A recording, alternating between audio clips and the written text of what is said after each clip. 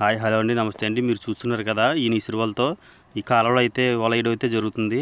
అయితే ఇదివరకు ఆ కాలువ అనేది పోటుపాటు రన్నింగ్ ఉండేది, బైక్ ఉండేది, ఓడ అనేది. ఈ కాలువ ఎదురుగుండా ఉన్నదైతే మొగ అని పిలుస్తాం మేము. మాకు మొగ అనేది కప్పడిపోవడం జరిగింది.